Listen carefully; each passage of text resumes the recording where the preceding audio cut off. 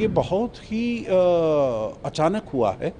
मेरे विचार से किसी को इसके बारे में उम्मीद नहीं थी। ये 26 सोशल मीडिया ऐप्स को जो बैन किया है, वो एक बिल्कुल जिसे कहा जाए एक ट्रिगर के तरीके से उसने काम किया है। इतना ज़्यादा भार सब लोगों की पीठ पर आ गया था उनके लिए, चाहे वो करप्शन का मुद्दा हो, चाहे वो अनएम्प्लॉयमेंट का मुद्दा हो, इन्फ्लेशन का मुद्दा हो। जो युवा वर्ग की पीढ़ी है, उनको अपने सामने कोई भविष्य नहीं दिखाई दे रहा था। नेता हैं और अफसरान हैं और उनके जो परिवार है और उनके जो बेटे बेटियां हैं, वो कितनी उनकी जो किस प्रकार की लग्जूरियस लाइफ वो लीड कर रहे हैं। सब्र का जो बांध था वो एकदम टूट पड़ा और वो सब सामने आ गए। केवल ये सोशल मीडिया ऐप के बैन की बात होती तो वो तो कल ही हटा दिया गया था और गृह मंत्री ने भी, होम मिनिस्टर ने कल रिज़ाइन कर दिया था।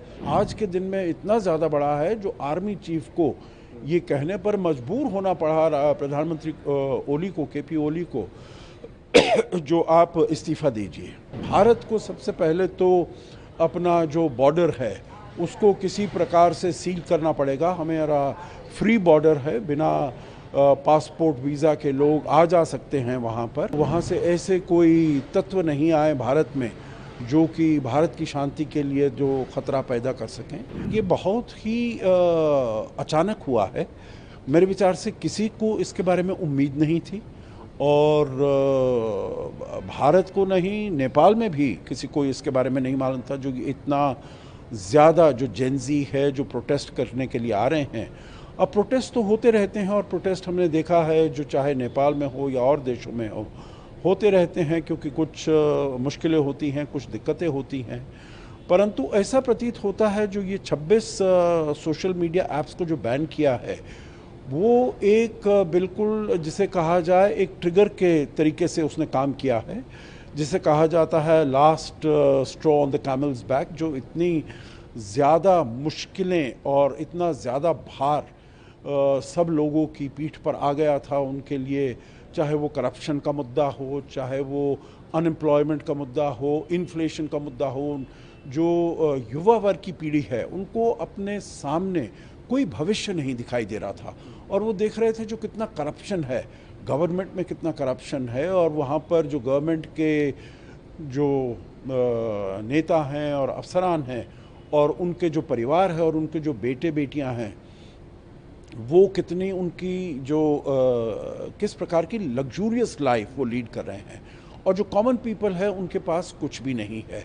तो ये सब गुस्सा, ये सब रोष उनमें फैल रहा था और ये जैसे एक आखिरी तिनके की बात थी जो, और इससे जो भी बांध था, सब्र का जो बांध था वो एकदम टूट पड़ा और वो सब सामने आ गए। अगर केवल ये सोशल मीडिया ऐप के बैन की बात होती तो वो तो कल ही हटा दिया गया था और गृह मंत्री ने भी, होम मिनिस्टर ने कल रिज़ाइन कर दिया था। तो अगर केवल वही बात होती तो ज़रूर इस प्रोटेस्ट को वापस ले लेते, परंतु वो प्रोटेस्ट और भी ज़्यादा बड़ा है। आज के दिन में इतना ज़्यादा बड़ा है जो आर्मी चीफ को ये कहने पर मजबूर होना पड़ा प्रधानमंत्री ओली को, केपी ओली को, जो आप इस्तीफ़ा दीजिए। क्योंकि अब जो युवा वर्ग की पीढ़ी है उनके सामने ये भी था, जो ये 3-4 लोग हैं, उनका परिवार है, जिनका जैसे म्यूज़िकल चेयर चल रहा है। केपी शर्मा ओली हैं, पुष्प कमल दाहाल प्रचंड हैं, शेर बहादुर द्वेबा हैं, माधव नेपाल हैं। बस पिछले 10, 15, 20 साल से वही उनका म्यूज़िकल चेयर्स होता आ रहा है और जो इतनी असंतुष्टता है लोगों में उसके बारे में कुछ नहीं किया जा रहा है, परंतु ये अपना नेता बदलते रहे हैं। तो इसीलिए ये अब नेपाल में देखना पड़ेगा उनको जो इसको आगे कैसे ले जाना है।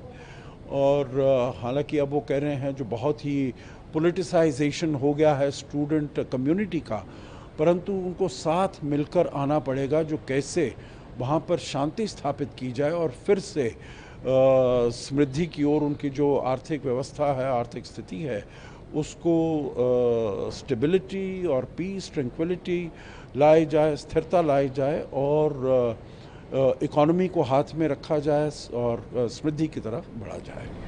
मेरा आखिरी प्रश्न ये रहेगा कि नेपाल के फ्यूचर के बारे में आप कैसे देखते हैं और भारत के पास क्या विकल्प उपलब्ध रहेंगे और भारत को इसको कैसे डील करना चाहिए, आपकी टिप्पणी से। देखिए, अभी मेरे विचार से जहाँ तक नेपाल की बात है तो ये बिल्कुल एक ही दिन हुआ है, तो आगे चलते हुए हम देखेंगे जो हालात कैसे आगे बढ़ते हैं।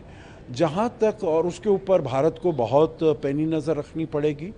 भारत के बहुत ही वहाँ पर कनेक्शंस हैं, कॉन्टैक्ट्स हैं, उन सबको सक्रिय करना पड़ेगा, उन सब के साथ बातचीत करनी पड़ेगी जिससे कि वहाँ पर अशांति और ज़्यादा नहीं बढ़े, वायलेंस और नहीं बढ़े। तोड़ फोड़ जैसे उन्होंने किया है, प्रधानमंत्री के घर में किया है, पूर्व प्रधानमंत्रियों के घर पर किया है, पार्लियामेंट पर किया है, तो उस सब के ऊपर रोक लगाई जा सके।